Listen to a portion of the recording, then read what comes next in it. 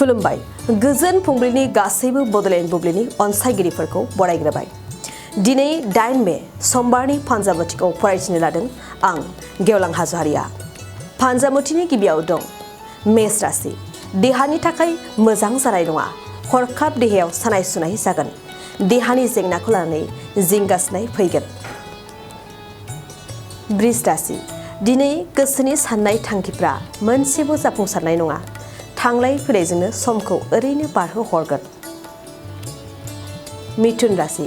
समजों आवगायफानो हागोन। हेंथा गैयै लासिनो खामानिखौ मावफुंनो हागोन।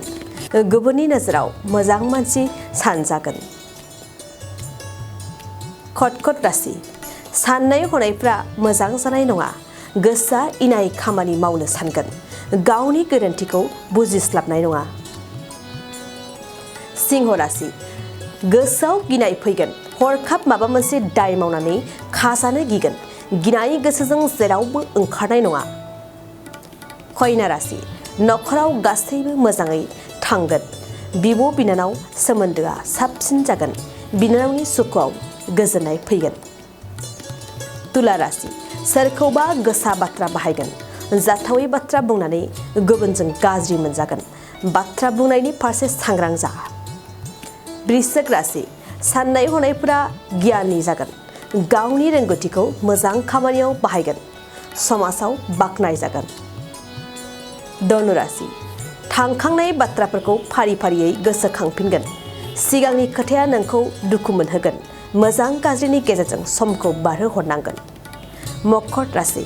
बिदा फंबायनि गेजेराव साननाय हनाया गोरोबलायगोन। बिदानि सुखुआव हाजासे गोजोननाय दिन्थिगोन। देरसिनखौ मान होगोन। कुम्भ राशि। सोलोंथाइनि फारसे मोजांसिन सम। फरायनायाव मुं गोसारगोन। गोसो होथाबनानै गावनि थांखिखौ जाफुंसारहोनो नाजागोन। मीन राशि। मोजां सान जानाय नङा। जेरावबो फैमाल जागोन। गोसोआव साननाय मिजिंफ्रा साननायल' जागोन। खाफालनि बरादा नोंखौ हेफाजाब होनाय नङा। दिनै सानसेनि राशि फरायथियाबो एसेनोसै। आसा खालामो नोंथांनि दिनैनि साना मोजाङै मोजां थांगोन। बेखौ बड'लेण्ड बुब्लि नखरनिफ्राय मिजिंथिबाय। गोजोन्थों।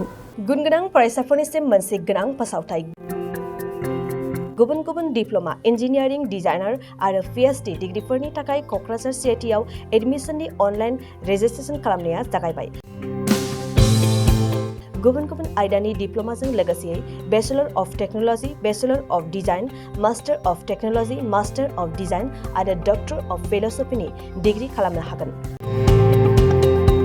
मे दाननि 15 खालारावनो अनलाइन रेजिस्ट्रेसनआ थुंगेगोन। जुन दाननि 8 खालाराव एडमिसननि एन्ट्रेन्स आनजाद लानाय जागोन। आरो जुन दाननि 25 खालाराव PhDनि एन्ट्रेन्स आनजादखौ लागोन। अनलाइन रेजिस्ट्रेसनखौ नोंथांमोना दिनैनिफ्रायनो www.admission.cit.ac.in आव खालामनो हागोन। आबुं मिन्थिनो थाखाय 7086187124 जानबुं अनजिमायाव जगाजग खालामनो हागोन।